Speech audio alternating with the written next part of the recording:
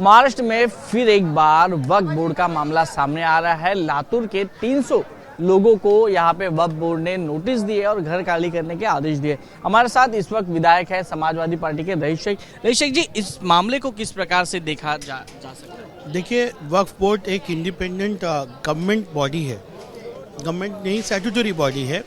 और वक्फ बोर्ड को ये अधिकार है कि जहाँ पर जो ज़मीन अगर वक्फ बोर्ड की है वहाँ पर नोटिस देकर सवाल पूछे जाए। घर खाली करने किसी को ना कहा गया है, पर वक्फ बोर्ड ने एक प्रोसीजर फॉलो किया है, एक नॉर्मल प्रोसीजर है। अगर उनकी ज़मीन नहीं है तो उसका उत्तर देंगे। मुझे लगता है कि एक स्टैट्यूटरी बॉडी अपना अधिकार यूज़ करके अपनी ज़मीन आइडेंटिफाई कर रही है, इसमें कोई बहुत बड़ा बवाल नहीं है। हम उनका किसानों को हेल्प करेंगे, अगर वो उनकी ज़मीन नहीं है तो हम सब मिलके उनको हेल्प करेंगे।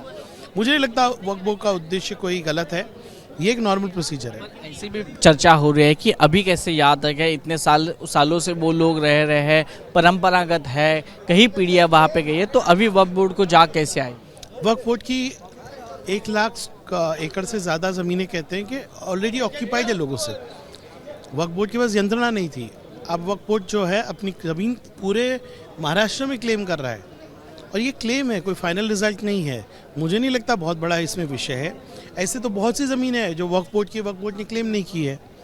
वही तो पॉइंट है कि हम कह रहे हैं वक्फ बोर्ड की ज़मीनें ऑक्यूपाइड है, इनक्रोच्ड है, और इसमें कोई डरने की बात नहीं। मुझे नहीं लगता कि उनको कोई खाली के। आखिरी सवाल, अगर 300 लोगों के ऊपर कोई आपत आती है तो क्या समाजवादी पार्टी उन लोगों को मदद करेगी घर के पुनर्वसन करने के लिए? देखिए, पहली बात तो वक्फ बोर्ड किसी को इस तरह से घर से बेघर नहीं कर सकती।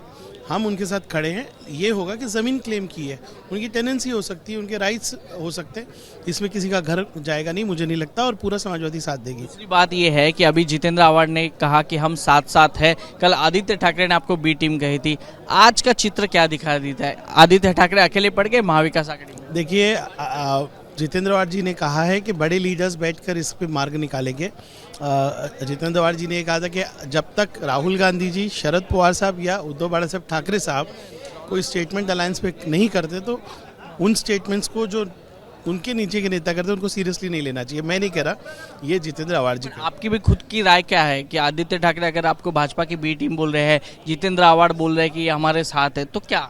भाई, मुझे लगता है कि जो जितेंद्र आव्हाड साहब ने कहा है कि सारे बड़े नेताओं को बैठकर इस पे मार्ग निकालना चाहिए, वो एक अच्छी सोच है। आदित्य ठाकरे ने आपकी टीका की है, उसके ऊपर आप कोई जवाब ही नहीं देते? भाई, डेमोक्रेसी है, आदित्य साहब को ये पूरा अधिकार है। हम मंजूर है क्या बी टीम है? बिल्कुल नहीं मंजूर है। मैंने उसका उत्तर दिया कि जब इलेक्शन में आप हमसे कह रहे थे कि हमारे लिए प्रचार करो, हम पूरे राज्य में घूम रहे थे, लोकसभा में तो हमारा कैंडिडेट भी नहीं था, तब बी टीम नहीं लगे। अब इलेक्शन हो चुका है तो बी टीम लग रहे होंगे, कोई उनका पर्पस सर्व हो रहा होगा।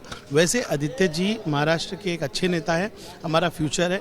वो मुझे लगता है उनको स्टेटमेंट करने के बाद भी रियलाइज़ हुआ होगा कि कहीं ना कहीं कोई गलत हो गया। बहुत संभाल के आप प्रतिक्रिया दे रहे हैं, फिर भी आपको बहुत बहुत धन्यवाद। कैमरा पर्सन मनोज जायसवाल के साथ वैभव परब, ABP news, Mumbai. For exclusive and insightful videos, subscribe to our new channel ABP Live Premium.